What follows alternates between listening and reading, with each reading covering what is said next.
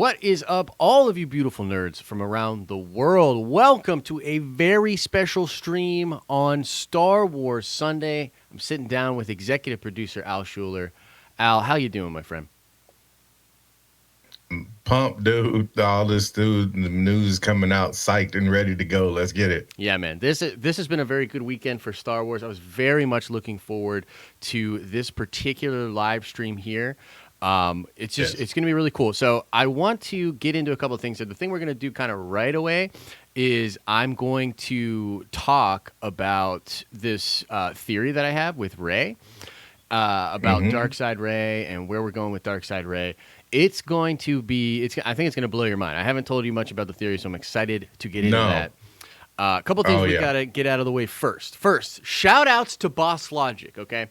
This thumbnail that everybody's looking at here, this thumbnail, it was the middle image there with Rey. That is Boss Logic art. And Boss Logic today said on Twitter that we could use that in a thumbnail, and we altered it a little bit, just to make it work for the thumbnail thing. But yeah, that shout outs to Boss Logic, man. He is a real one. That is for dang sure. And then the other thing I want to do here, guys, is we got to shout out the Patreons, Al. You know what I'm saying? Oh, yeah. We got to shout out the Most Patreons. These people keep the lights on, man. Look at, we're well lit over here. You know what I mean? And the power literally just goes out without the Patreon. So I'm just going to go through the list. Facts. Second Street Marvel, a real one. He'll Yes. probably pop into the chat today if he's not already in there. Abby Lugo, Al Schuler, of course. Yes, sir. Andrew Needham, Anthony Fisher. I believe Anthony is a new Patreon. Welcome, Anthony. Barry Brophy, Brian Miller, Captain Pennsylvania, Kara Maciak, Lucas. That's actually my mom. Christopher C. Carter, Daniela Torres, Heidi Fedor, Jake Brower, Jennifer L. Thompson, Jim Seymour, Joseph Lennon, Luthien from the Girls with Sabers, Mark Chandler, Miss E.R. Hood, Motang, Non, Maverick Pilgrim, Norin Rad, Paige Roberts. Paige Roberts is a new Patreon. What's up, Paige? Ramses Vestergaard Nelson. That is an amazing name. Rebel Geek, Rebel Scum Podcast, Ricardo Chardon, Robin Cage, John Jacobwitz, Russell Wells, Ryan Hickswaw, Ryan H., executive producer Ryan H., who we're going to get on a live stream soon. He was supposed to be on this one. He couldn't make it. Some things came up. But Ryan is a real one, of course. Spencer Stark, Steve Denton, Tara Tyler, Trevor, and Tyler Dugan. Tyler Dugan is a new patron as well. So shout out to you guys. You guys are amazing. Thank you guys very, very much for all the support. Now, Indeed. Let's just jump right into it. So what I want to do, Al, is I want to talk about this crazy Dark Side Rey theory, okay? We'll talk about this. Okay. And then we will get into some of the other stuff that happened at D23, okay? Do it. So, we heard about this image with Dark Side Rey yesterday, this image that she apparently has a red lightsaber. The red lightsaber is being folded or something. Like it's a double-bladed blade that has some kind of a mechanism that we maybe have not seen in Star Wars yet, okay? Then, so we hear about this image and everybody starts speculating. Everybody starts going crazy because, of course, Dark Side Rey. That's pretty crazy, right? Yeah. The one thing that happened in stream yesterday, so I was on stream with Justin, and they literally put up an article. It was on, somebody posted it on there. Shout out to Scotty Hawks for talking about this and sending this to us. It was posted on the Facebook group, the official Star Wars Facebook group, okay? In that article, we went through it. On the live stream, it literally says that there's a vision. It says in the article, this vision of Rey with red lightsabers and a black hood is something really amazing or astounding or something like that. Literally, while we're still on stream, Lucasfilm changes that. And they change it from being a vision to the sight of Rey. Okay? Now, here's the thing. Whenever Star Wars takes something down, it means something. So back at San Diego Comic-Con, there was this placard that had this thing about the Sith troopers, and at the time they just weren't ready to let some of that information out. And it talked about how this army of Sith troopers was, talking about this ancient, discipline, talking about the Sith and stuff that they're going to, have stuff from. Now they took that down, and everyone was like, "Oh, wow, it's news," because they took it down. Now the same thing can be said for yesterday. Bottom line, guys, and just stay with me on this, because bottom line, it's a vision. It is literally a vision of Rey. Now, my first gut reaction when I was thinking about this, and I thought about this a lot, right? My first gut reaction was, oh, that's a vision. That feels cheap. I hate it. I want Dark Side Rey to really be a thing, and it feels so disingenuous for them to tease us at D23 with something that dope that is clearly not going to be a real thing. Okay, so my initial reaction was I got upset. Then I thought about it a little bit more. I want to go into this theory because I think that it's at the same time just a vision and yet also very, very important to the saga and to what's happening in this movie. There's a line that Yoda says in The Last Jedi, and he says, "Lose Ben Solo, you did. Lose Rey, we cannot." Okay?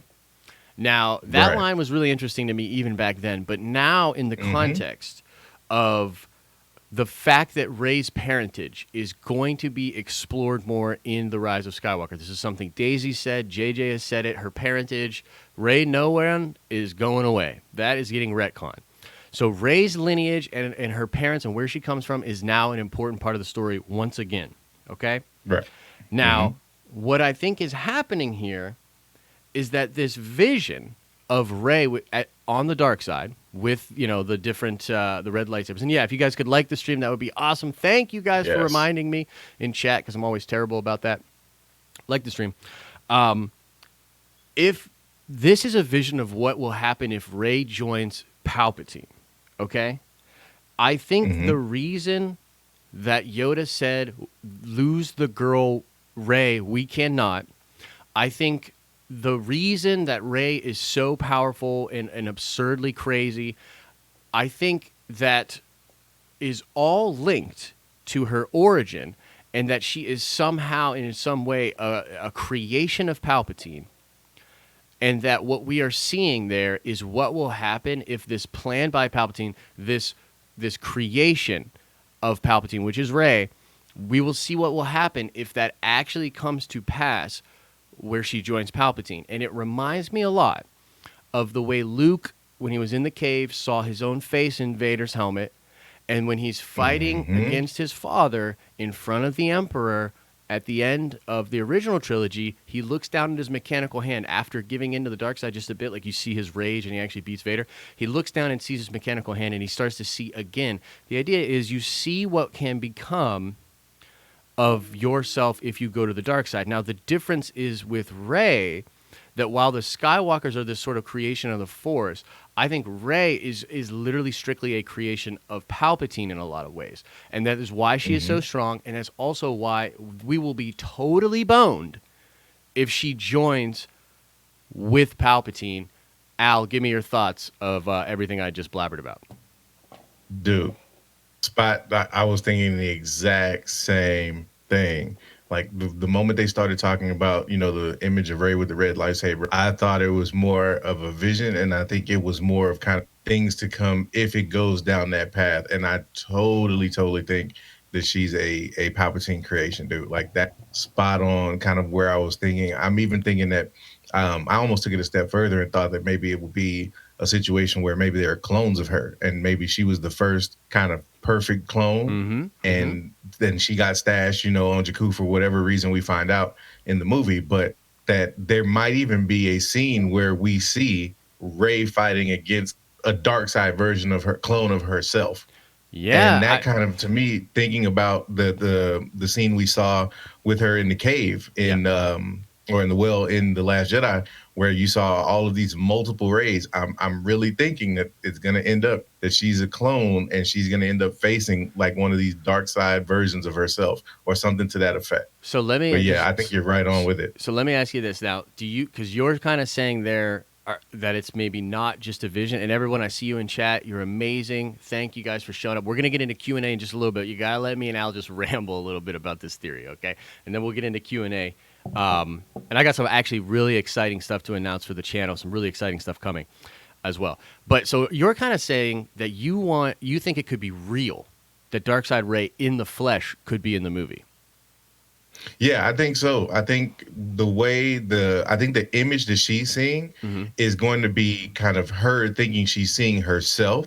But then when she gets to kind of that point where we're at that scene or at that point in the movie where she has to make that choice, I guess you can say, it's like that's when she's going to be confronted and we're going to realize she wasn't seeing herself, or maybe she was, but it was like, no, that already exists. Like Palpatine's already been cultivating that, like somewhere in the, like that almost.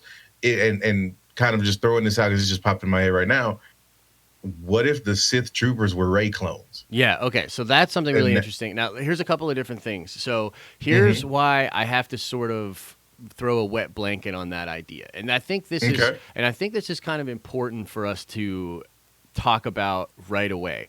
And KB just kind of, we'll get to that super chat in just a minute, my friend. I think that, and perhaps I'm reading too far into it, but I think that slip up on the website yesterday completely gives it away. It's a vision that we're not seeing that in the flesh at all. Like, here's the thing.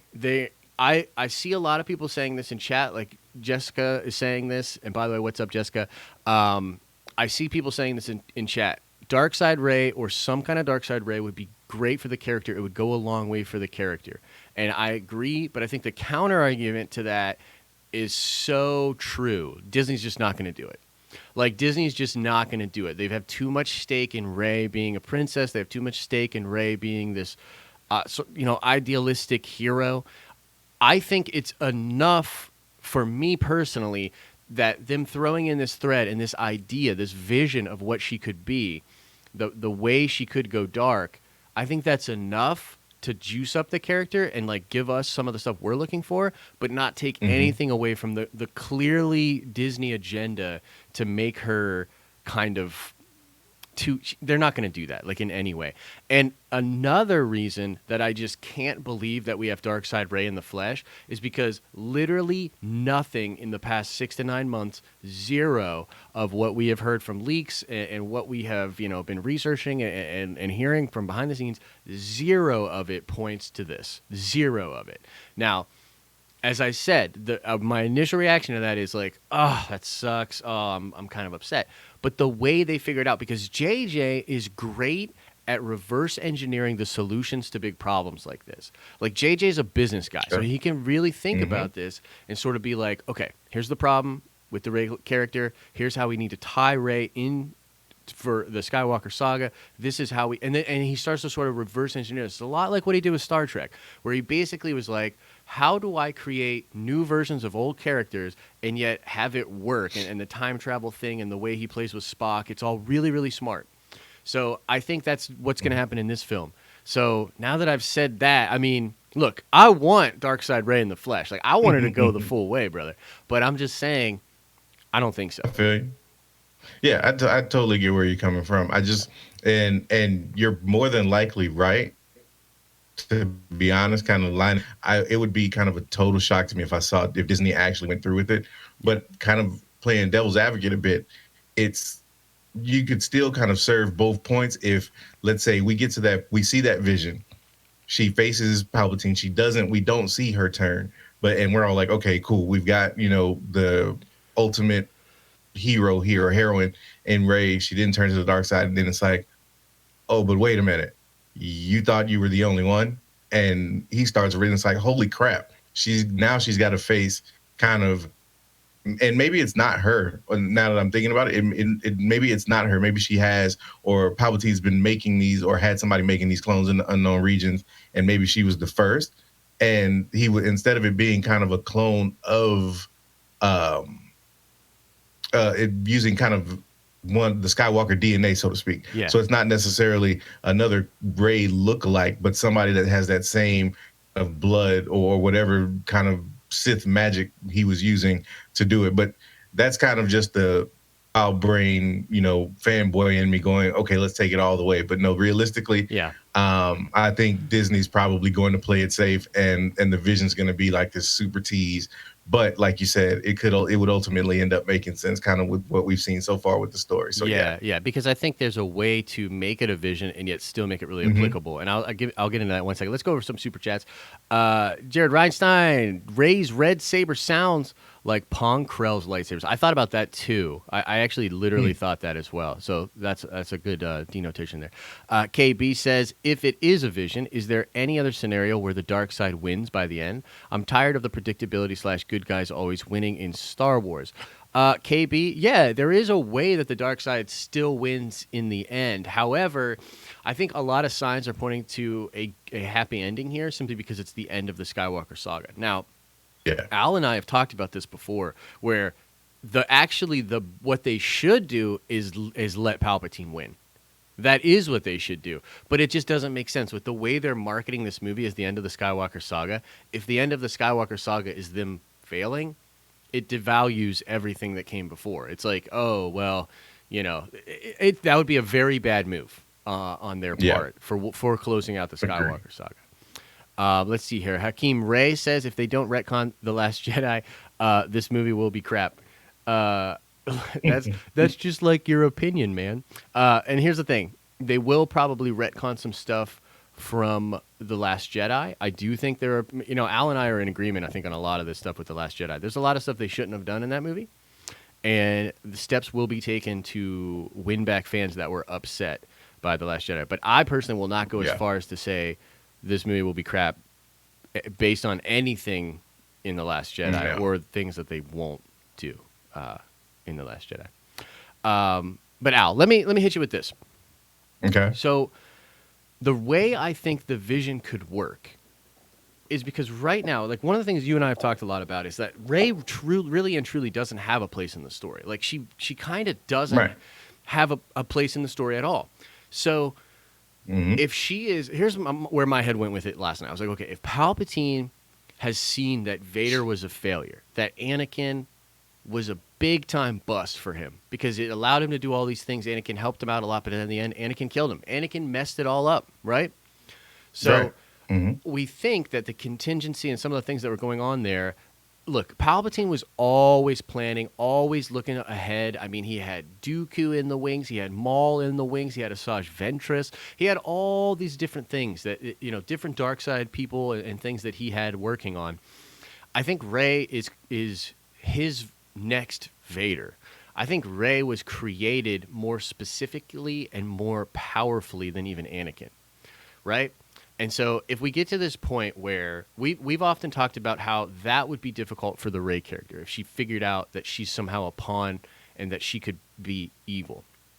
Now, this vision, I think if this vision is seen by Leia and perhaps even seen by Ben, if Leia and Ben realize what Rey is and they realize how dangerous it is if they allow Rey to meet up with Palpatine and go essentially Kylo would be in a position where he would be teaming up with Rey not only to defeat Palpatine, but he's also teaming up with Rey because he's like, I got to keep an eye on this chick, dude. If she goes dark side, that's it for us. That's it for everybody. And we can't let that happen. So I still think that the vision can have a lot of weight to it, like a lot of story weight, and it can still severely affect the Rey character, the perception of the Rey character, while also not actually physically happening at all. So what do you think about that?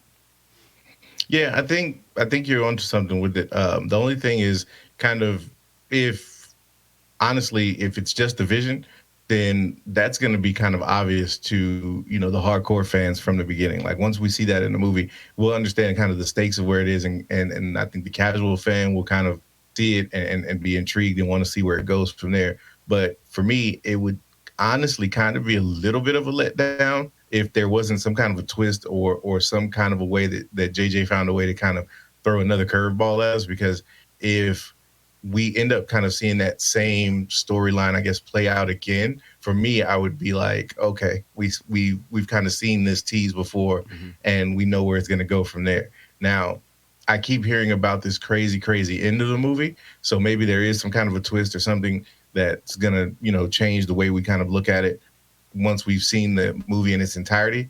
But the more we talk about it, the more I kind of agree with you that that's gonna be the way it kind of plays out. Is just for me, I'm hoping there's a yeah, but or a Mm-hmm. second part to that we don't know about, and that really throws us off because as satisfied with the movie as I'll be, regardless, that'll be kind of my takeaway is okay, they played it really safe. Well, that's the thing. I mean, but here's the thing. Like, I think there's actually going to be, when I think about it, and some of the stuff we're hearing, I think the movie's actually not.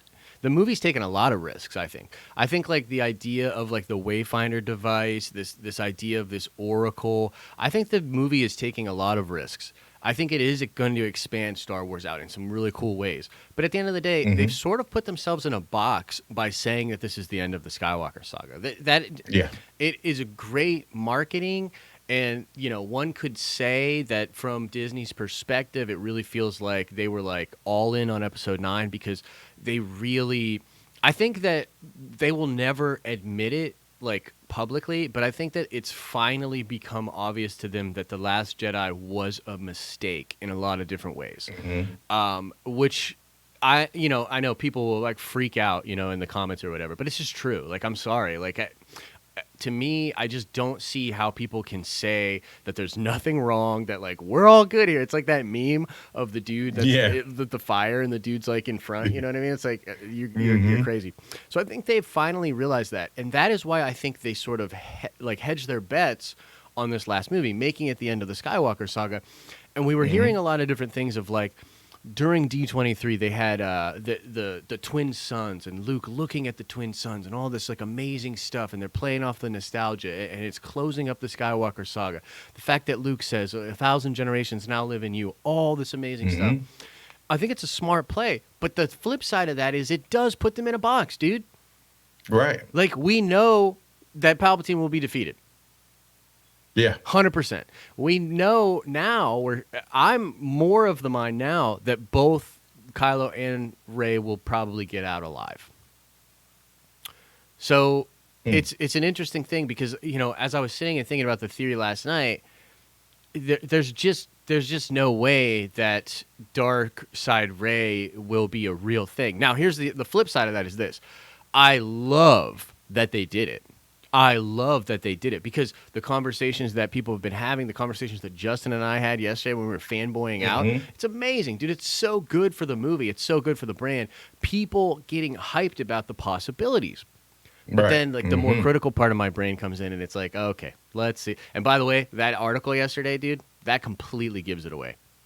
Because what that means, Al, is that internally among the Star Wars brass, because that's an official StarWars.com article, and we should find out who wrote it and again, look at them, right? But what Yeah. that proves is that internally they all know what Rey is, right? So like that dude Right. saying Right. the vision of Rey, that's a slip up because what he's doing is he's just speaking off the dome. He or she is speaking off the dome of what they already know. Internally, they already know it's a vision. They already know it's not real. And then they put that out there, and then Disney fixes it like that. They're like, hey, whoa, you slipped up here. Say the sight of Rey, not the vision. You know what I mean? Because if it doesn't mess anything up, why remove it? Yeah, exactly. No, you're right. You know what I mean? So like it's like Star Wars is. I thought they did great this weekend, and I thought honestly, there's a lot of things I'm seeing Agreed. that are really good for Star Wars and for the future of Star Wars. But they're still not quite there. You know what I mean? They still get in their own way quite a bit. But yeah, let's talk about some of the other stuff that happened. Some of the other stuff that happened at D23. What was your favorite thing from Star Wars at D23? For me, it was kind of when I kind of hunting around on the internet and finding the images of that little 10-second spot where they had Vader's helmet and things like that. I think it was a shot of Kylo. There was one with Chewie and Rey, I think, in the Millennium Falcon together. Just seeing that stuff, I'm at the point now where I want to see more of kind of the movie itself. I'm waiting for the trailer. I'm waiting for any of the sizzle reels to come out. So when I saw that really got me pumped because I was just, you start to do that thing that we all do, where it's like you start trying to figure out what point of the movie that scene must be from, and things like that. So Yeah. for me, it was kind of getting that leaked was really dope for me. Yeah, yeah. I think that was pretty dope. I really liked watching the live stream of everything that was going down when they were like showing Mando and stuff like that. Hmm. Particularly the moment with Ewan McGregor and Kathy Kennedy for a couple of different reasons. Yes. Like Hmm. I really, and I've been saying this a lot. I think Kathy did a great job at D23, and people are like I saw somebody commenting yesterday or something like that, and they were like, "Dude, you had a perfect opportunity to like take shots at Kathy Kennedy, and you didn't do it, and now people are mad." And it's like, look, I never want to take shots at anyone. That's not what we do here. Hmm. She has done things that, in my opinion, are deserving of some shots. You know what I'm saying? So it's like Right. I'm gonna call it the way that I see it. She's not. Hmm. She's done some things incredibly wrong, but this weekend was a great example of stuff that she did right. Like from the PR Yeah. perspective, it looked great. The energy was there. I thought the Hmm. flow of information was really, really nice. Now, here's the other side of this, though. Star Wars is like 3 weeks behind Star Wars news. You know what I mean? Yeah. Because think about what was Pretty announced. much. Cassian Pretty Andor, we much. already knew. Yeah. A big drop confirming Obi-Wan at the end. It's an amazing moment. We already knew. But we knew it. Yeah, we knew it. Mandalorian trailer, we already saw it. Saw it. You know what I'm saying? Like, don't get me wrong. I'm happy with what we got, but they're still not there with the MCU magic, dude. The way that Feige, All right. No, no. like, he's playing 6D chess. You know what I mean? And Yeah. he's like, I'll do this so the trades get distracted. We'll make some moves real quick and then announce it under the radar. It's like mind blowing stuff. You know what I mean? And I see a Yeah, lot of people, yeah. not a lot of people, but I see people comment sometimes, and they're like, "Yo, Hmm. what's up with the way you're always saying that Star Wars news isn't popping right, or like Star Wars isn't doing it right, and all this stuff?" And I don't think people understand. It's like, look, they lack the understanding of how news circulates these days, what kind of news will circulate higher than other kinds, and how to protect the integrity of certain things. Now, JJ is actually surprisingly decent at this, because the Palpatine surprise at Celebration, nobody saw that coming. Yeah. You know, Nope. wasn't really reported. The red lightsaber Dark Side Rey, again, where was that? Nobody's talking about that. You know what I mean? So for me, I think my favorite moment, and the thing I was most happy about, was the Ewan McGregor Kathy moment. But overall, just how the entire thing went for them. It was a very good presentation on Saturday, and I thought they killed it, man. Or Friday rather, with the Disney Plus stuff. I thought they killed it. Yeah. Yeah, let's get into Q&A. Let's just jump into Q&A, Do it. dude. I know a lot of people have questions. Guys, feel free to drop your questions into the chat. If you got a super chat, it helps the channel out. We will answer every single super chat that comes in. But if you don't have any loot, don't worry about it. Just drop your question in. We will get to as many questions as we can. We'll probably go for a half hour more. And actually, at the end of the stream, make sure you stay to the end. I got some cool announcements. Let's see here. Yo, what's up, Joseph? Yo, we just shouted out the Patrons a while ago, Joseph. Let's see here. Let's start with Roman's question. Rogue 2? I assume he means like what's going on with like the show, the Alan Tudyk Rogue One show. What do you think, man? They at this on the stage were like, it's a prequel. It's got to be a prequel, right? We're pretty sure it's a prequel, right, Al? Yeah, I'm pretty sure it has to be. I mean, if not, then what in the world? How's that going to work? But no, I'm pretty sure that's going to end up being a prequel. Yeah, because my thought on it was, well, technically you don't see Cassian die, but you do see KSO die. So that dude bites it. Yep, pretty much. Let's see here. Okay, guys, question. What is their plan with Leia in this movie? Nick asks. Okay, so this is a really interesting question here. Leia is, what JJ said was, Leia is the heart and soul of this movie. And I believe that she's going to play a very large role in this film. And I think that the connection she has to Ben Solo, I think that's a big part of it. But what do you think about Leia in Episode 9? I think that's going to be kind of the driving force behind the kind of the conclusion of Ben Solo / Kylo Ren's arc. I think that whole thing with Luke saying, you know, no one's ever really gone, and her having given up, saying that she had given up hope for her son coming back, and Luke giving her that last little bit of hope is going to be what drives kind of her to either seeking him out or being the thing that causes Ben to kind of turn Yeah. even slightly towards the light. So I think we're going to see those things. I think we're going to get more context into their relationship in this story, in this movie. And I'm excited to see kind of how they took that footage and recycled it for the last one. But yeah, I really think the Leia Ben connection is going to get really, really cleared up and defined in this movie. Yeah, I think so too. And I would hope so, right? You know, I think Yeah. that's kind of the stuff, particularly like that thread in The Last Jedi where he does not kill his mother. And I think that like Yes. it's, you know, we sort of extrapolate a lot about Ben's personality. We know not that much, right? But we can Hmm. assume that like he likes his mom, like his mom has the Skywalker blood, like he likes that side of the family. He has problems Hmm. with dad, you know what I mean? He has problems with dad, but he likes and loves his mom. So I do Hmm. believe that it would be great if Leia helps redeem Ben. So I'm a big fan. I'm a big fan of that. Let's see here. Do you think they will show more of the Jedi Temple? Chaff Channel asks. I would be down with that. I know that there's a lot of rumors of them shooting on Yavin 4, and a lot of those temples, those were like ancient Force users as well. On Yavin 4, they're not technically Jedi temples. It would be dope if Rey finds another Jedi temple, or if there's something going on where they're like at a Jedi temple or something like that. I'd be down. What do you think, Al? Are we getting some Jedi temple action in Star Wars Episode 9? Yeah, I think we'll see. I think we'll see some. I don't know how much. I don't think they're gonna, go too far into it, but I think we'll definitely get some of that as Ray's kind of exploring. We'll see some scenes where she's maybe exploring the Jedi lore, or maybe directed to go somewhere for some reason.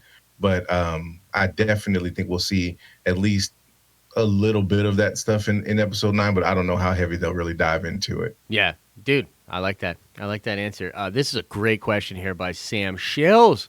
Did you see the Dave Filoni interview where someone asks if someone from his animated shows showing up in live action, and he said, "Never say never"? Could we see Ahsoka the White?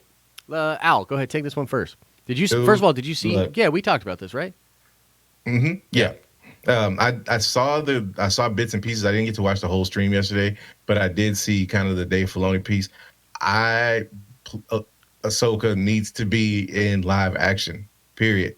So put her in everything. Like I'm such a huge fan. Yeah. Ahsoka, like probably 80% of the Star Wars Rebels fandom. And the Clone Wars. That's kind of what got me into it. Yeah. Was her character. So Yeah. I want to see more of that. I want to see them develop her. I want to see stories like just centralized around her. So if they can incorporate her into the live action, great. I'm down for it. Put her in 9. I'm cool with that too. So, okay. Yes. Yes. Now let me. So when Dave gets asked this question, I've never seen him respond like this. I've literally never seen him respond like this. He's like so happy, so smiling, and he's just like laughing. He's laughing at the question. And I literally think, here I go. You guys ready for me to read way too far into this interview? Here we go. I think not only will we see Ahsoka in live action, I think Dave is actively working on writing the show where Ahsoka will be a big part of it in live action.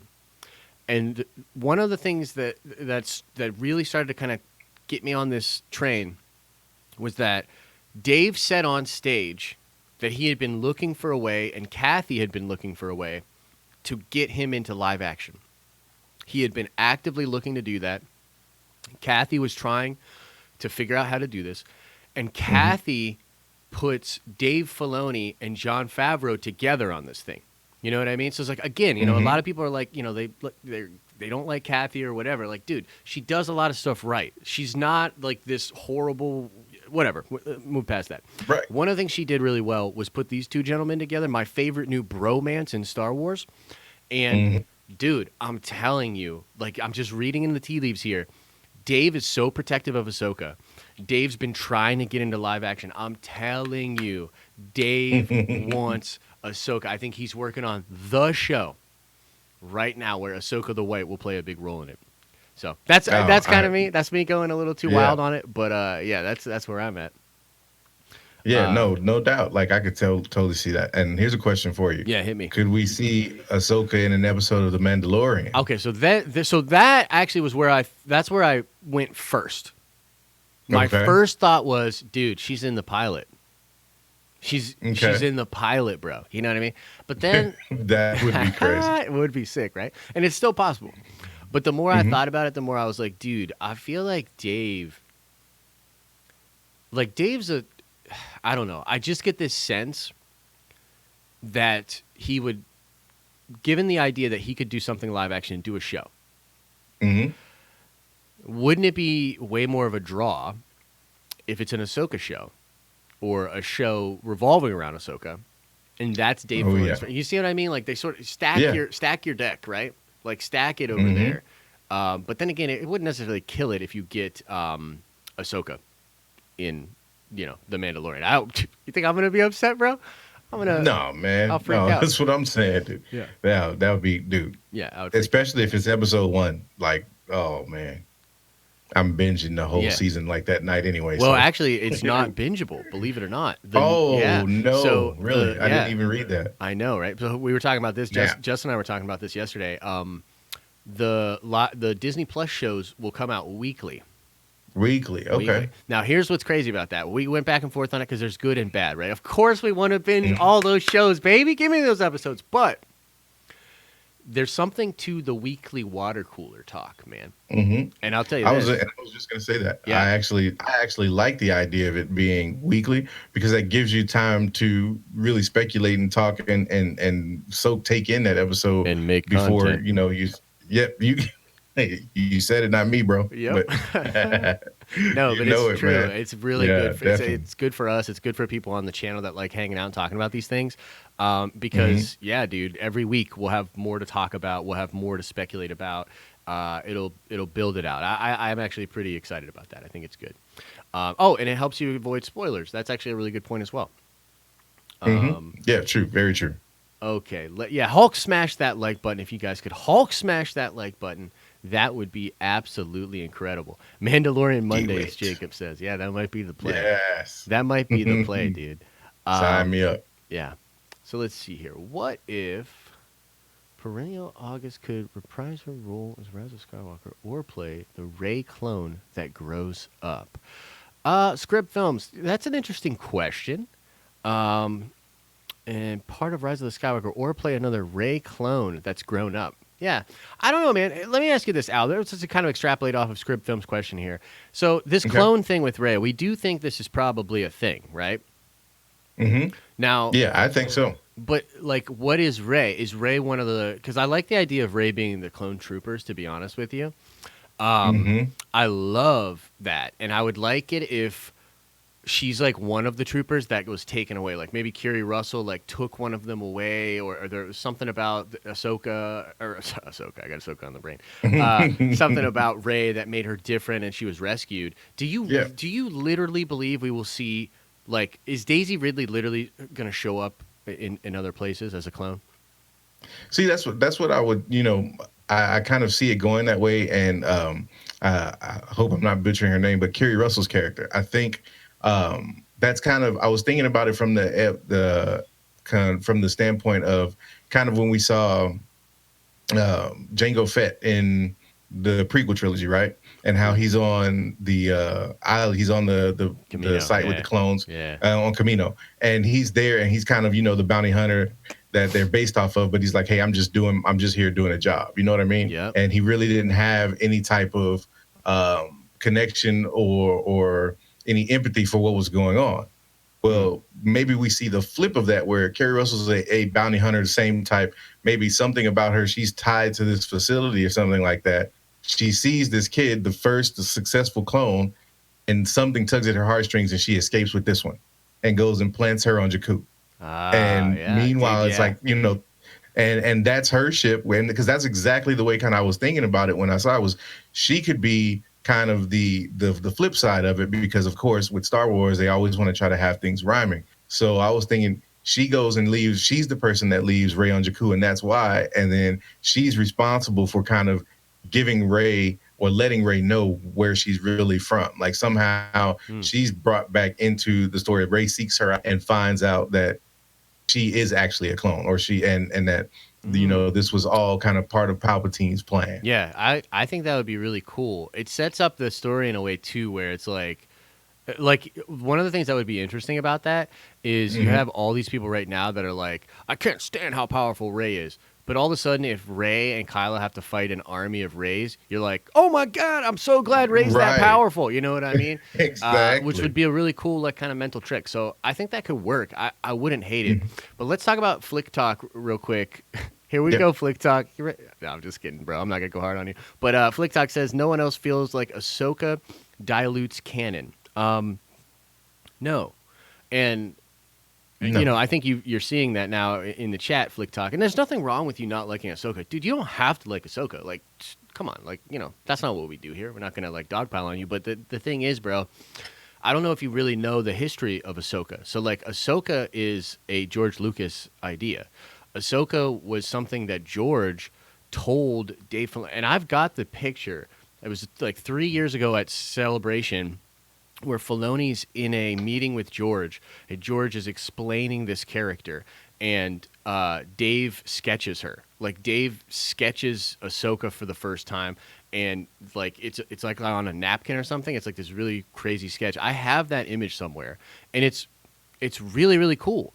Like, they took so much care with that Ahsoka character, and it was an interesting situation because when she first was announced and came out on the show and in the movie, people hated her, dude. Hmm. People Yeah. hated this character, and over time she won us over, and they did it the right way with great character developments, cool moments between her and Anakin. She's a Hmm. person that has has some of the most intimate moments with Anakin, and at the same time, on the flip side of that, they also thought it was very important that Ahsoka not be the one to bring Vader back to the light. Like, when you hear Dave talk about this, he's thinking just the way you are, Flick Talk. He's like, no, Luke does that. That's Luke. That's why Luke is the best. Ahsoka doesn't bring Vader back. That's, you know what I mean? Hmm. Like, throughout the whole thing, like, she doesn't infringe on anything. We love her because she's had so many experiences with Anakin. It's just part of the reason why we like Obi-Wan so much, you know what I mean? So, like, Hmm. for me personally, like, I just really, really like Ahsoka. Her journey from where she started to where she ends up now is an incredible thing. So a lot of Yes. people just really like the character. You know what I mean? So not that you have to, but I do think that you kind of saying that she like breaks canon and all these different things. Like, no, bro. If Filoni has his fingers on it, it's nothing but respectful to George, and it's nothing but respectful to what Star Wars is. You know what I'm saying? Like, that man is the Padawan to the creator, Hmm. to the great one. Let's see here. Rey is Obi-Wan's child? Real man London asks. I love saying his name like that too. He probably hates it, but like, come on, bro. London? London. London, man. Obi-Wan's child. I don't think the timing works out there. She could be Obi-Wan's Mm. granddaughter, but I don't believe she could be Obi-Wan's child. Yeah, I don't really think that it could work, right? Am I wrong, Al? Like, am I missing something there? No, no, I don't. I know that was kind of my number one theory when Force Awakens came out, was that she was kind of some descendant of Obi-Wan. But no, if she turned out to be Obi-Wan's daughter, that means Obi-Wan was on Tatooine with Luke. Some like at that age. No, I don't think so. Yeah, I just don't. Not in his 60s, bro. Not in his No, 60s. no. There's some leaps in logic on Star Wars, but nothing like that crazy. You Yeah, know what I nothing mean? like Yeah, that. yeah, nothing like that. Second Street Marvel's in here saying Hulk smash that like button. Absolutely, guys, smash that like button. Yep, yep. By the way, Second Street totally shouted out the patrons earlier, man, including you, because you're a real one. Why can't Facts. Filoni just direct the Star Wars movies, or am I just high AF? I can't be wrong. I can't be wrong on this idea. Jeffrey Lane, YouTube hid your comment, bro, but I see it. Language, as Captain America would say. Yeah, why can't Filoni just direct movies? Because it's Hollywood, bro. It's the same reason that Claudia Gray can't just write all the Star Wars movies. Like, and by the way, if I was president of Lucasfilm, I would do away with all that bullshit. I'd be like, look, Claudia Gray is one of the best Star Wars writers we've ever had. I want her looking at everything that comes to the screens. I want Yes. her, I want some drafts from Claudia. I want Claudia's input. It's the same thing Mm-hmm. with Dave. Like, I want Dave Filoni on set. I want Filoni on set. I want him standing over the director. You know what I mean? But it's a Hollywood thing, bro. It's a Hollywood thing. Hollywood's like, oh, you're the novel person. No, you stay over there, Claudia. Oh, Dave, you're the animation guy. That's why it's a. I almost broke my own rule. I almost dropped the F-bomb. That's why it's a miracle that Dave is actually getting into live action. That's why we should give Kathy a lot of praise in this regard, because everything in Hollywood is saying, no. Dave's the animation guy. Keep him over there. I'm sure shareholders, I'm sure Bob Iger, I'm sure everybody at the top's like, no, this guy is killing it in animation. He's printing us money in animation. Keep him in animation. And Kathy gets this guy into live action. So what, you know what I mean? Like, come on, guys. Like, let's just be a little bit more realistic about the things that are going on. But that's the answer to the question. It's Hollywood, bro. Let's see here. Do you think the Sith troopers were always in Kylo Ren's master plan for the start to from the start to take over the First Order? He did tell Hux that maybe the First Order should use clones again in The Force Awakens. Yo, Rogue 2 asks that question. That's a good question. Al, what are your thoughts? I think it's definitely possible that they were kind of in his plan the whole time, but I don't think so. I think they may be something that he stumbles upon and he finds out as they hit the unknown regions. Because, correct me if I'm wrong, in the scene where he's kind of slamming what looks like a Knight of Ren down, Yeah. aren't the white troopers shooting with him, or is he shooting at them with the red troopers? The white troopers are shooting with him. In that With scene. him. Yeah. Right. And so I think it's going to be a situation where those Sith troopers are going to be something that are out in the unknown regions, and they're going to be kind of on that side of the First Order that's looking at Kylo sideways, kind of like, who are you and what happened with Snoke? Yeah. And so then that's going to be where that kind of clash comes. But I do think it is possible, though, that could have been kind of his ace up his sleeve. Maybe he had this whole plan to take over Snoke or the First Order in the back of his head the whole time. Yeah. And once he takes lead, he goes out and grabs, the rest of the plan and starts doing, going about his business. Could very well be that as well. Yeah, there's a lot of there's a lot of mystery still, of course, with the Sith troopers and what's going on. But one of the recent leaks, leaks aren't always correct, but one of the recent leaks talked about how these troopers have been out there for almost 30 years. That like these Sith troopers were actually created, and the massive army that they are is out in the unknown regions, but that was done a long time ago. Like that Palpatine did that a long time ago in a galaxy far, far away. And so I don't think Kylo knows about them right away. I think there was probably a lot of stuff hidden from him by Snoke and perhaps even by Hux and different things like that as well. We'll have to see how it all plays out. But yeah, I mean, some of the stuff that you brought up with like the white troopers with him, dude, totally, right? Like the way we're looking at that is like white troopers versus red troopers. Kylo Ren's with the stormtroopers, and the Knights of Ren are with the red troopers. That's interesting, right? That would be really interesting. Very interesting. Yeah. We'll get more. And I think that's... Oh, go ahead. No, I was just saying we'll get more as we go along, Oh, yeah. Most def. Let's see here. Could we see Hondo in the Mandalorian show at all? He is another one of my favorite characters, and Ezra for sure is alive. Yeah. Sam Shills. Love Hondo, dude. I would love to get Hondo. And they have the animatronics already. They have it in Disneyland. So why not, bring that from Galaxy's Edge, do some CG work on it to make it look a little more natural. Dude, I'd love for Hondo to be in there. That would be sick. Let's see. Yeah, that'd be dope. Yeah. Palpatine fell at 88 miles per hour down the reactor shaft while his bolts of lightning were emitting and hit the plasma reactors, which then sent him to the future. Hey, look, it's maybe. Could be possible. Hey, maybe. You know what I mean? Maybe. Let's see here. There's no way that they don't address the fact that there's just so happens to be a Sith vault and Imperial observatory on the planet Rey just so happened to be on at the beginning of The Force Awakens. Yeah, totally. I totally agree with you. I think that, the observatory, Rey, the contingency plan, the Sith troopers, the resurrection. Because remember, in the Star Wars Battlefront 2 story, there is a Project Resurrection. Like that's what Resurrection. they're trying to do that right then and there. So yeah, I think that they are all connected. That's kind of what I'm saying. Oh yeah. Yo, I saw C-Mob. I saw you in here, dude. Yeah, notifications didn't go out for this live stream, bro. Are you serious? Yeah, like so many people are You know coming what? in here and being like, there was no notifications, and we were pretty light early. Like you know what I'm saying? Like we only had like 70 pop in the first couple. YouTube is so weird, bro. Oh my god. Yo, thanks, C-Mob. Appreciate you, bro. Take care. Red 5 standing by. Nice, I love it. Let's see here. Maz Kanata speaking to Rey in the Force Awakens novelization. You already know the truth. Whomever you're waiting for on Jakku, they're never coming back. But there's someone who still could with your help. Yeah, that is interesting.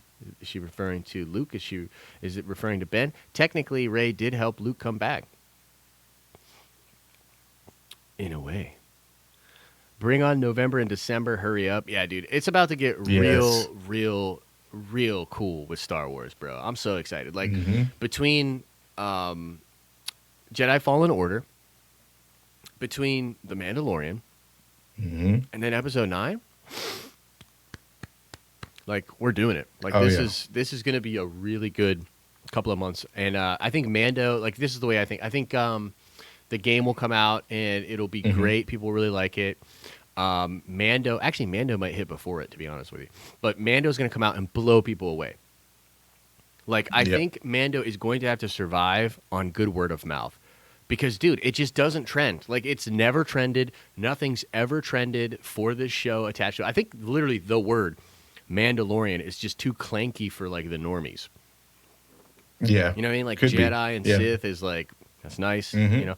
But, like, Mando is not trending. That show's going to have to live on the good PR, the good word of mouth. So, but then that'll be very hyped. And then people will go see Episode 9. And I'm just praying, bro. I'm just hoping and praying that this film is on another level.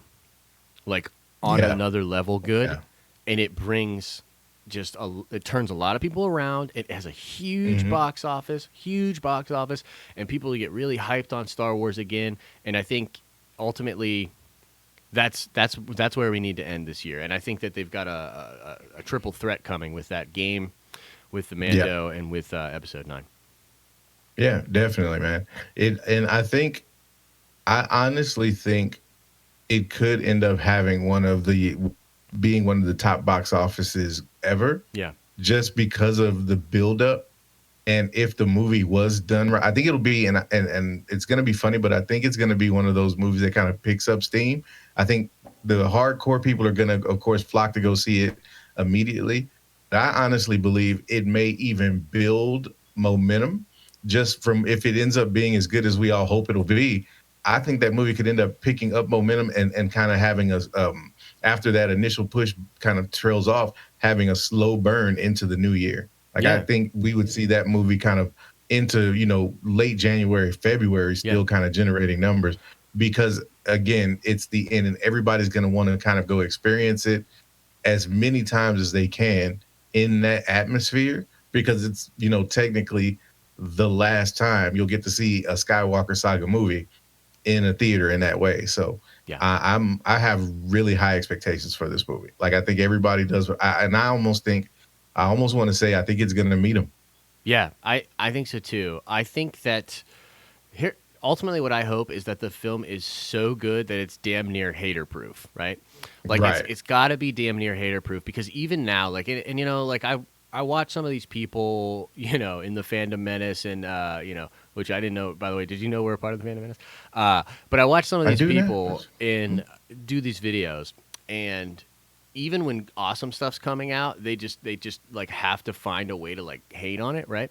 Yeah. And I kind of feel bad for them, honestly, because like this stuff's just really cool, and it's really fun for me personally just to get really excited about stuff.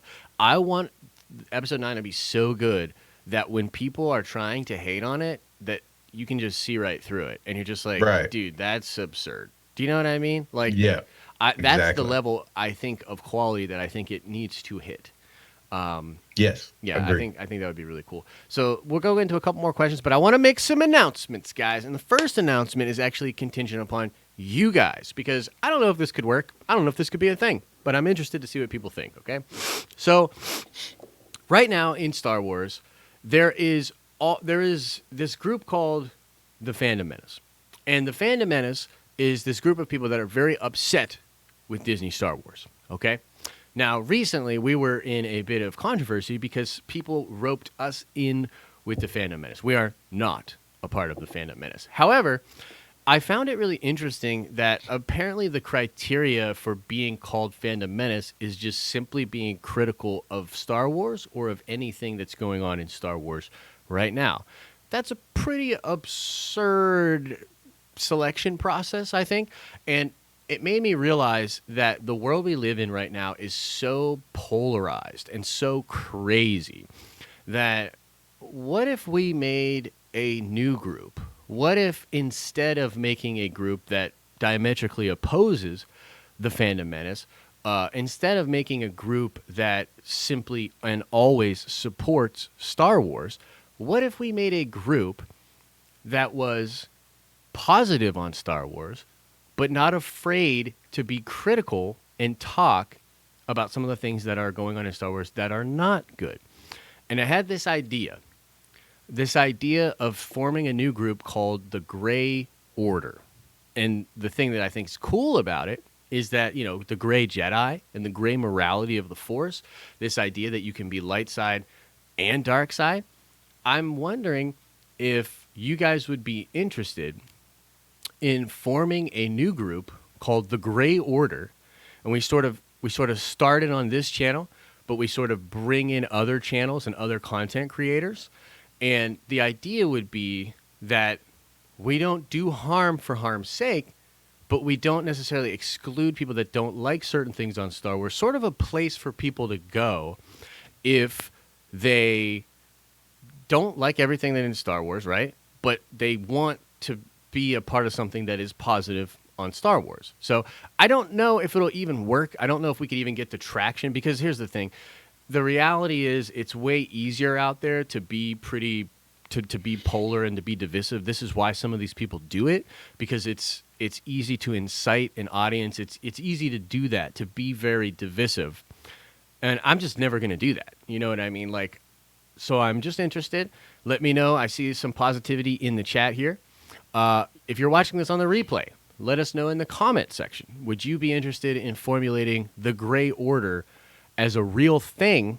We'd make logos, we'd make T-shirts, we'd have probably like a weekly show. We'd bring in a lot of other content creators and stuff like that. We'd sort of spearhead this thing, but then kind of create it from there.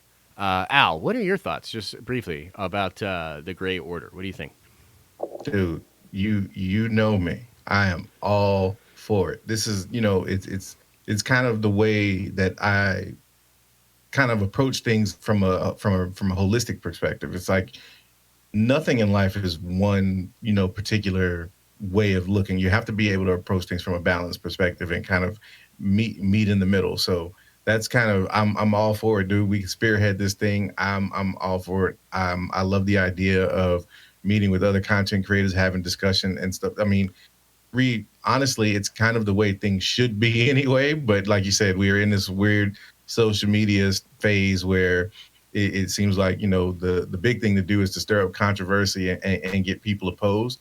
But no, if we're going to sit down and kind of get back to having some common sense and talking about this thing that we love called Star Wars and making that, you know, the center of it, whether it be good or bad.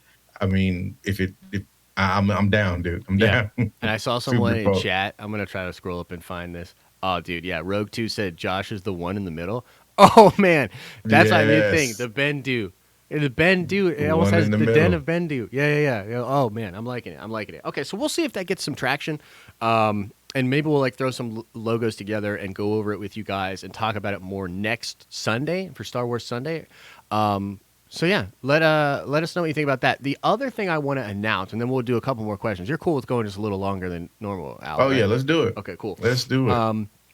The next thing is next week, guys. Justin's going to be here for... Oh, my God, I just got the notification for our live stream. Awesome. Thanks, Google. Beautiful. The next thing that I wanted to talk about was, so next weekend, Justin is going to be here for Star Wars Sunday. He's going to be in the studio with me. And Mm-hmm. we're going to go from a Star Wars Sunday stream right into a Twitch video game stream. And I wanted to get everybody's opinion because what I want to do is I want to play something Star Wars. And I'm playing around with maybe some Battlefront 2 because I know there's been a lot of updates to Battlefront 2 and there's a lot of cool stuff going on in Battlefront 2. But I was also thinking about going old school, maybe trying to find an old game like Shadows of the Empire, maybe Knights of the Old Republic, maybe a game like that. So, guys, if you would be interested in watching Justin and I stream next weekend, I'd like to know, and let me know if you're watching this in the replay, what game you'd like us to play. Because basically, like, if it's a single-player game, we'll probably just take turns on the sticks or whatever, like go back and forth like that. It'll be an awesome stream, but I'll also cut it up and edit it in a really funny, awesome way for the gaming channel, which I think would be cool. So, yeah, let me know what you think about that in the comment section and here in the chat. I see a lot of KOTOR love. Force Unleashed, those games were sweet. Mm-hmm. Those games were sweet. Jedi Academy was cool, too. Yeah, I just want ideas, and then I'll probably try to take an aggregate and see like what the consensus is, and I'll talk to Justin, and then we'll go from there. But yeah, I know I just dropped a lot at the chat, but I do want to go just a little bit further on Q&A. So guys, if you have questions, keep the questions coming. We will, we'll keep it rocking here. Al, while we're waiting for questions to come in, what's your favorite Star Wars video game, bro? Ooh. Honestly, I'm gonna have to go with The Force Unleashed, the first one. Yeah, it's a good game, dude. That game, because just we've talked about this before, but for the audience, I was always a Star Wars fan. I didn't get really deep into Star Wars until the prequel trilogy. So once that kind of died down, and we got when The Force Unleashed came out, that game blew my mind. I was all about all things Starkiller. Loved it. Played that game multiple times. I remember driving to a small town outside of here in San Antonio where I live, maybe 30, 45 minutes, just because their little locals GameStop had the hardbound cover that had him with the Sith armor on it. And so I was determined to go get that, even though the store that we went to, who we won't name, charged a crap load of money for it just because they knew people were looking for it. Yep. But I went out there and got it anyway, man. But yeah, I just had so many memories of playing that game like over and over again and just loved it. For me, like it's tough, but like, dude, Rogue One or Rogue Squadron, sorry, on the 64. Oh my god, bro! Yeah. I had so much fun playing that game. Oh my god, it was awesome. But I really like Shadows of the Empire because Dash Rendar is such a cool character, and I love Dash. So I mean, yeah, there was a lot of good games. I'm really looking forward to Fallen Order. I really do believe they're going to do some special stuff there, and we'll have to be streaming that when it comes out. Oh, I already told you, man. I'm probably gonna stream first full playthrough online when that game comes out. Yeah, dude, that's what I'm talking about. I'm gonna drop that whole thing. So be looking for that, y'all. Absolutely. Definitely. Let's see here. We got a question from Kaylee. I saw this question pop up a couple times. My thought is that Dark Side Rey is from Kylo Ren's vision in The Last Jedi.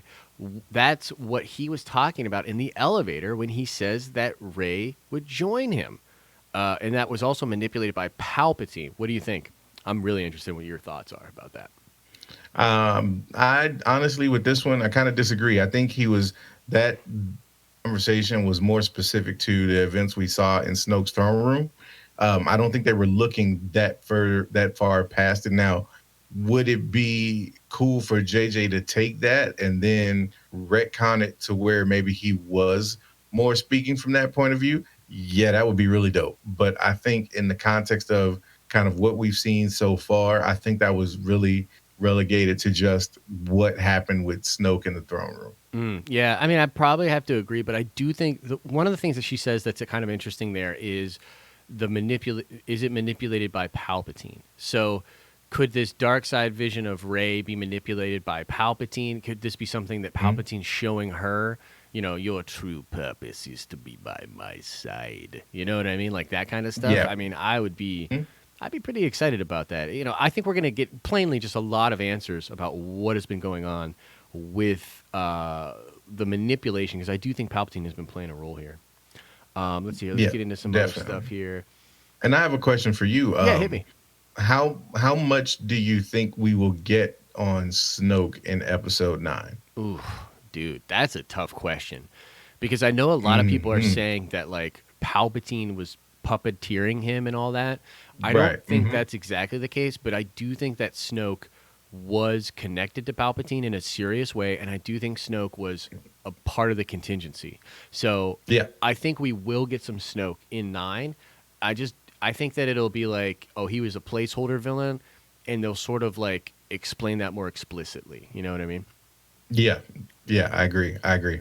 Let's see here. It's Cosmic Girl says in the Last Jedi novel, it states that Kylo saw her past. He didn't see a future vision of Dark Side Rey. That's actually a good point. Yeah, but I Hmm. think they were talking about in the interrogation scene when he said that Cosmic Girl. So not exactly the same thing that we're talking about, but yeah.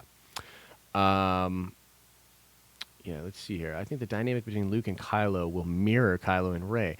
Kylo tries to kill Rey before she goes to the dark side. What are your thoughts on this? Kylo tries to kill Rey before she goes to the dark side. What do you think about that, Al?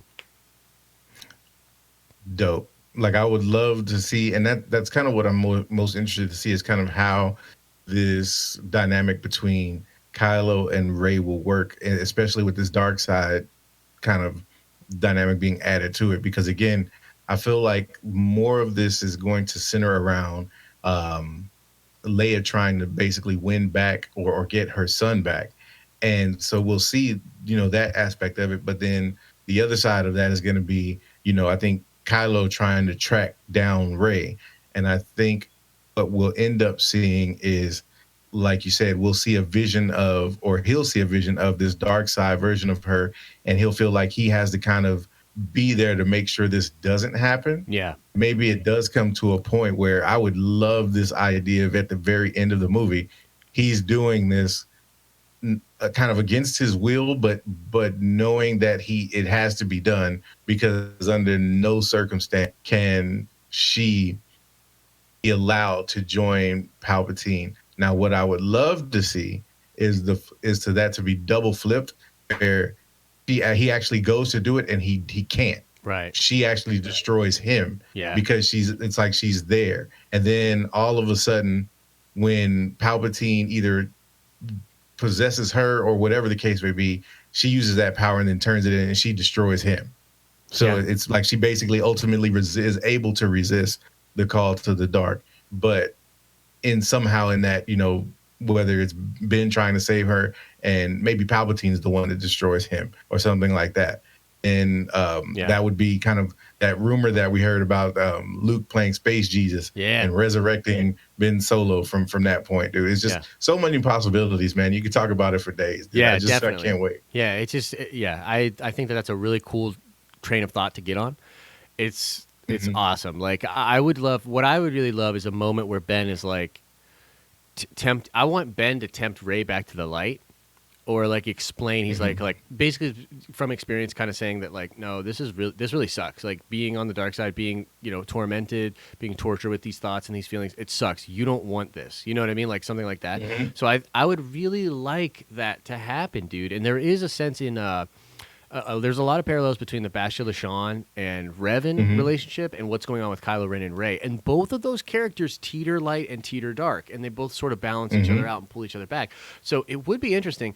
Also, and I just thought of this, literally just thought of this, but there is something to be said for this idea that powerful light, powerful darkness. If Rey were to Hmm. go dark side, could that be in response to Kylo going light? You know what I mean? Like, what if Kylo goes light and then Rey automatically shifts dark? Could that happen? I don't know. Could be, yeah. I mean, that definitely could. And with that, and that's kind of where I've been trying to reconcile like the whole situation with Palpatine, because it's like, okay, when we're talking about this light and dark balance, like what is actually tilting, or where does Palpatine play into that? Is Kylo the darkness that's rising, or is Palpatine the darkness that's rising? Yeah. We know that right now, Rey, or is it going to turn out that we find out that Rey is the darkness that rises, and then it's Ben's light to meet hers? It's so much, and I think it's brilliant when you think about it. I mean, for all of the missteps that people have said that they've made with the trilogy, and there have been some missteps. I think they're in this place now where they really, whether they intended to do it or not, have this kind of up in the air conclusion that I think is perfect for episode 9, because you really could see it going either way. I mean, ultimately we kind of know how it's going to play out, but how we get there is Yeah. going to be, I think, what makes the movie so entertaining. Yeah, dude. Oh, man, I'm digging it. I'm digging it. I really do like it. Mhm. Let's see here. Sally Alexander says, my dad just passed away 3 weeks ago and was a big Star Wars fan. He introduced me to Star Wars as a child. It's been a rough 3 weeks, and your content has helped. Dude, wow, man. First of all, condolences. Honestly, Sally, like, that's just an incredibly rough thing to even think about. I often think about that, having to say goodbye to a parent or to both parents. That is something that I think we all are probably going to have to do. Probably one of the hardest things that we'll always have to do. But I'm glad that you guys were able to enjoy Star Wars together. I mean, that's one of the reasons I think Star Wars is sort of elevated in the mythological sense as compared to a lot of other pop culture. It's a almost spiritual thing that goes on. It's a really family-oriented thing, and most of the time it's passed down generationally.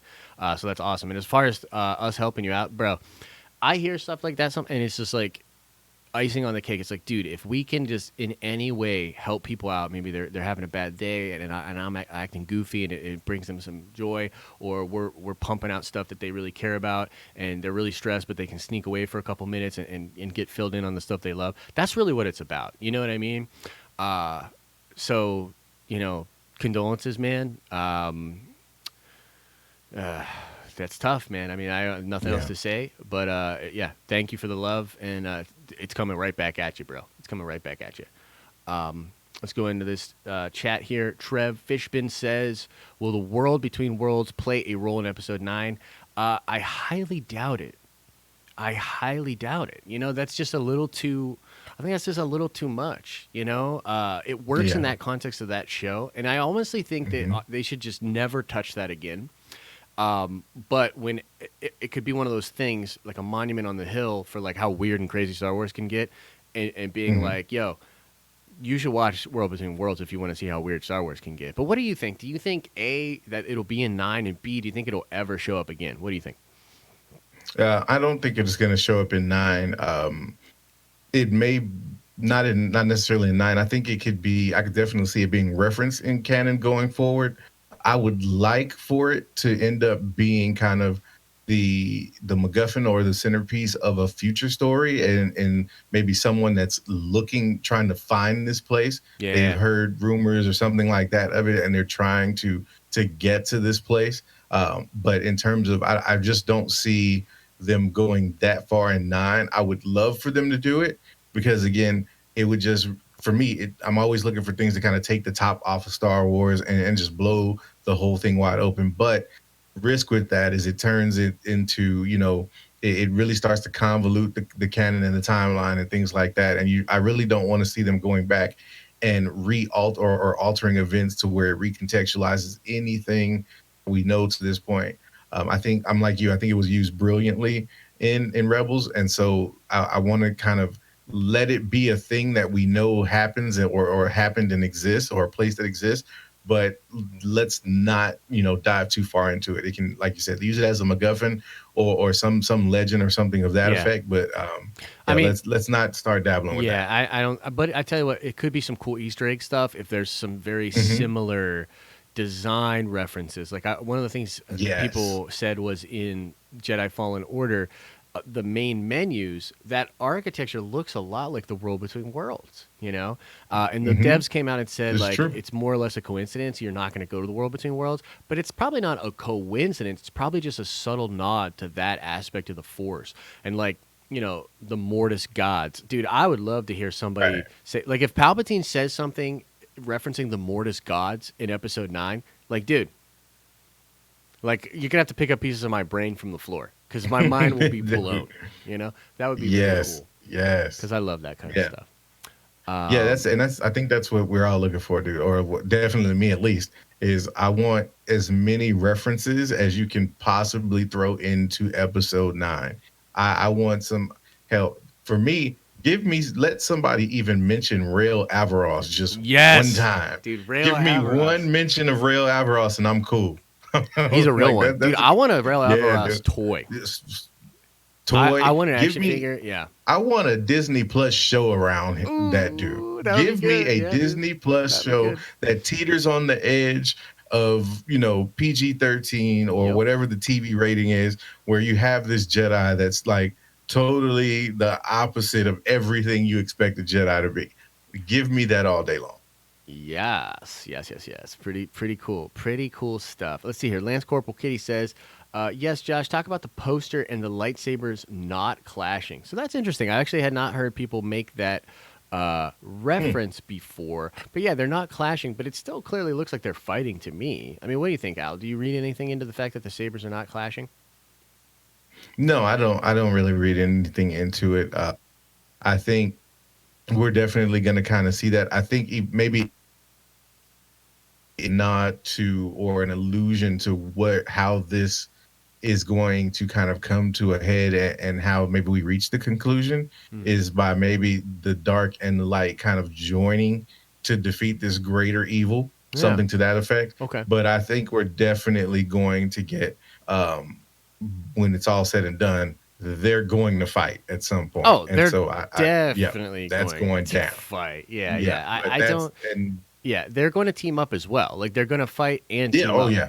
Like Hmm. that's what I'm That's yeah, thinking. You know it's what I gonna mean? And yeah, that's what a agreed. lot of other 100%. that's what a lot of other people are postulating as well. I mean, a lot of the leaks and the evidence that's out there points Hmm. to that. You know what I mean? Yeah. Yeah. So I saw somebody say something in here that's interesting. I want to address it for a second. It's let's see here.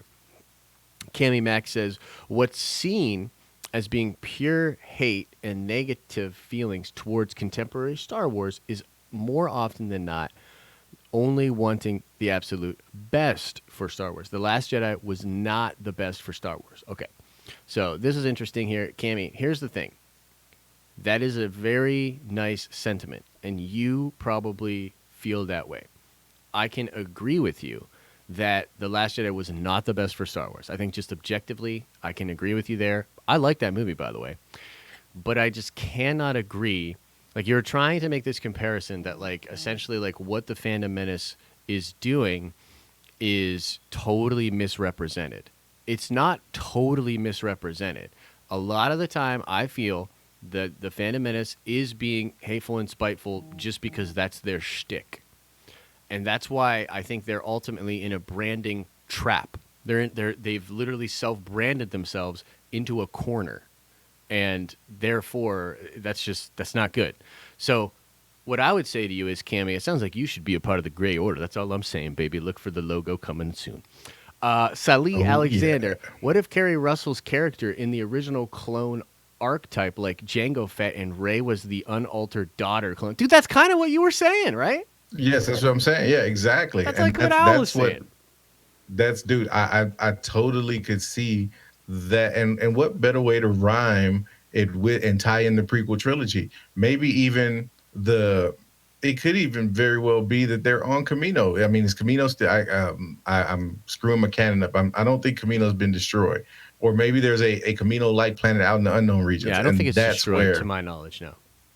yeah. So I mean, it could even be that, or it could be some sister facility or something like that. But either way, that's totally kind of where I see Carrie Russell's character kind of coming They in do look into a the lot alike. the whole thing is that her daughter, or that could be the unaltered clone that she ended up escaping with and leaving on Wow, Jakku. dude, you guys are kind of blowing my minds Man, right now. That's that's what really I'm cool. saying, man. Yeah, yeah. I really hope that's That's what true. I'm saying. I was thinking about it and I was like, dude, Hmm. she could Hmm. totally be that could totally be like the new version of Django and Boba. And that's exact and Ray being dropped off again, because again, look what happens to him and his arc throughout the rest of the Dude, I love it, storyline. dude. I'm Dude, sold, that would dude. be Do it. so dope. Yeah, they And it should would do it. tie everything together, man. I'm all for that idea. Yo, they should do it, son. Oh, I'm excited. That would be Yes. really cool. I hope they do that. That would be really cool. Let's see here. Going into the history of the posters, aren't the heroes always on the right and the villains on the left? Yeah, I mean, I've seen a lot of people extrapolate points from posters before. The problem is, it's never correct.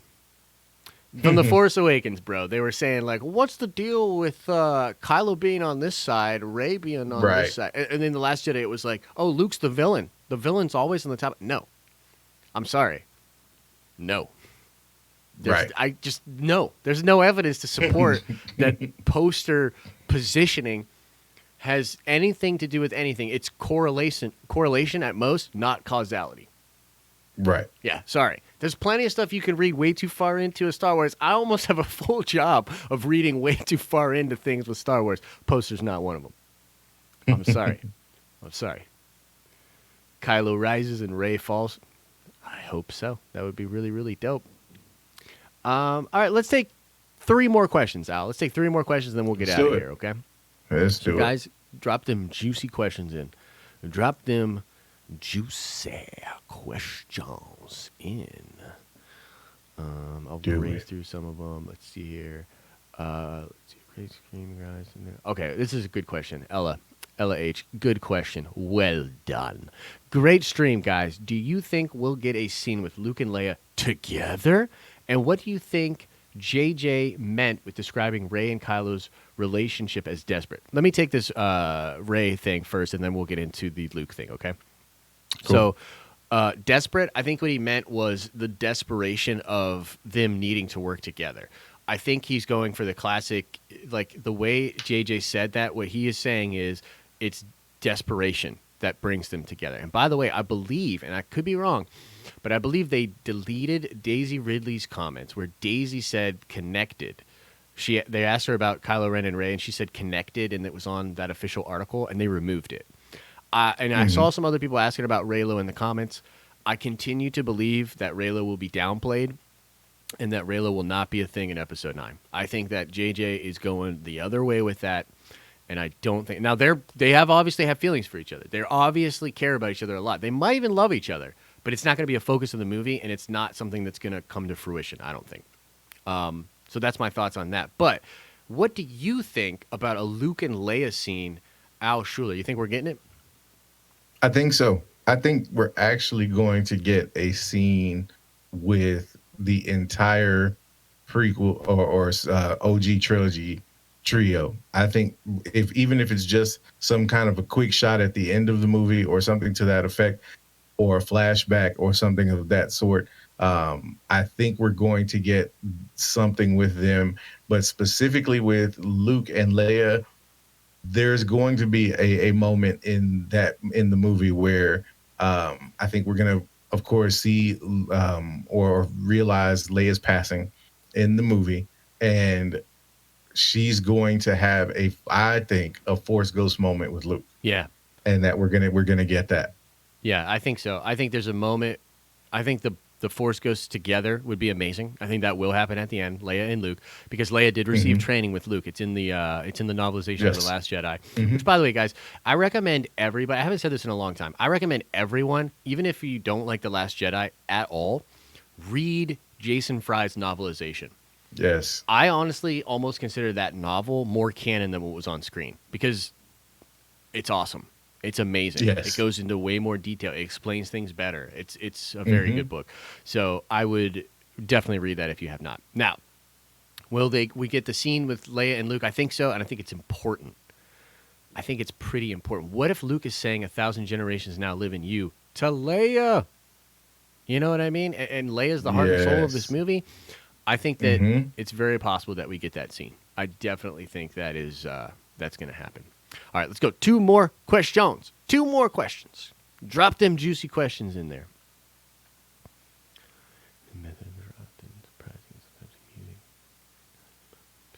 Vader's helmet wouldn't be possessed by Vader or Anakin. Anakin came to the light side.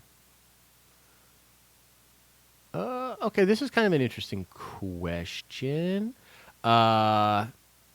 Vader's helmet wouldn't be possessed by Vader or Anakin. Anakin became a light side Force ghost at the end of Revenge of the Return of the Jedi. So who is haunting the helmet? Ben Solo doesn't know his grandfather's backstory. I actually think it is likely that Palpatine is in Vader's helmet. But what do you think about Vader's helmet? How is it connected? What's going on with Vader's helmet? I totally agree. I think that what we'll find out is that whether it was through Snoke whether it was through Vader's helmet, that Palpatine has been secretly manipulating Kylo to bring him to a certain point this entire time.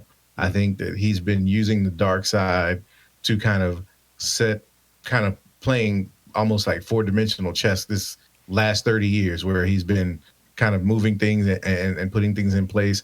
I think that we'll find out that it was ultimately either him motivating, Snoke to torment Kylo in the womb and things like that. I think that's all going. We're going to find out that Palpatine has been behind all of it, including kind of Vader's helmet speaking to Kylo. Yeah. I think the helmet's important, and we're going to kind of have to see here, because I agree that it's not Anakin. Like, I agree that it's not actually Vader. Like, I don't think there's Vader in there. Because Anakin's a Force ghost. He is redeemed. That's the whole thing. He turns to the light. And actually, in this new book that's coming out with this, like, from Luke's point of view, and by the way, like, Star Wars Theory has done great breakdowns of all these little segments that we have. I'm sure you guys have subscribed to Star Wars Theory, but go check out those videos. We know from that book that apparently Luke did talk to Anakin. Force Ghost Anakin and Luke had a few lunches. They had a few lunch meetings. They talked about some things. They hashed it out, which, by the way, is probably how Luke knew that Sidious was Sidious. Luke Skywalker says Darth Sidious in The Last Jedi. Did you guys hear that? Did you watch that movie? He says Darth Sidious. How do you know that? His pops probably told him. So, now, the Vader's helmet, totally different thing. What's going on with Vader's helmet? There's clearly a lot of dark side energy there. And I almost feel like that when Kylo is saying, "Show me again, grandfather," he's actually doing more of the Force back vision, the thing that Rey does, where he basically has some kind of ability there where he touches the object or he's near the object and he can see these things. It's also possible that Palpatine's spirit is in that helmet. I totally think that's possible. Don't ask me how. Don't ask me how to figure it out. But I'm telling you, I think that's possible. All right, last question of the stream. Come on, guys, give me something juicy here. Give me something juicy. I feel like we might have to start this Grey Order thing out. I don't know how. Dude. Like, I honestly don't know how good it would do or how big it would be. But I think that why not? Why not do it? Put the messaging out there. You know what I mean? The moment you said that, dude, I felt like I was born for this. You see my tats, dude. I've got the Jedi symbol on one arm, it's literally the on your Sith hat. symbol on the other arm. It's got it on the hat, dude. This has been me my entire life, dude. And so when the moment I heard you say that, I was like, sign me up. Let's get it popping. Yeah, and they have like Jedi Council, and then the Phantom Menace does like the High Council. We could have the Gray Council. You know what I mean? Like we could fit into this world, and I think it could be kind of cool. I think it could be kind of cool with Ahsoka as the mascot. Dude, yes, why not? Right? She's no Jedi. She's no Jedi. Oh man, I think people might be burned out on questions. Where's the juicy questions? Well, I know somebody's got one more.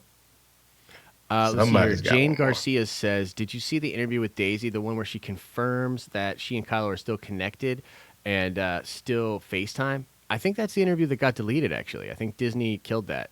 But yeah, I heard about it. I didn't see it. Yeah. I didn't see it. Will Cheeks finally get a medal at the end? Okay, we're going to end on this question because I think it's just funny. Is Chewbacca finally going to get a medal? Is J.J. Abrams going to give some love to Chewie in the way of a medal for whatever they accomplish at the end of Episode 9? Al, what do you think? I'm going to say yes. I'm going to say that we're finally going to break my man Chewie off with a little bit of hardware. Yeah, man. He's put in his time. He's paid his dues. Yeah. Let that man get some bling, JJ. Give my man a medal. Bling it up, dude. Yes, that's going to be cool. And also, C-3PO is totally going to be killing people, too. You know when we were at Celebration and Anthony Daniels said that thing where he's like, I've been, for 9 movies, I've been telling everyone what to do, and they've ignored me. Well, I've had enough. And he like stands up and gets all emphatic. I think that's like his subtle, dude, that's like his subtle way of being like, yeah, dude, C-3PO's putting in some C3 work. was gonna do some Yeah, stuff. Yeah, which is funny, yeah. which is awesome, dude. I'm all for it. Okay, guys, we're going to call the stream there. A very happy Star Wars Sunday I want to wish to everybody that's watching this stream live and watching this on the replay. Just to recap, I thought that D23 was really big for Star Wars. I'm really happy as a fan. There's a lot of really cool stuff coming at you. And so we're going to leave it there. Leave your thoughts in the comment section below. As we always say, we hope you're having an awesome and a nerdy day, and we will see you all in the next video. Peace out, guys.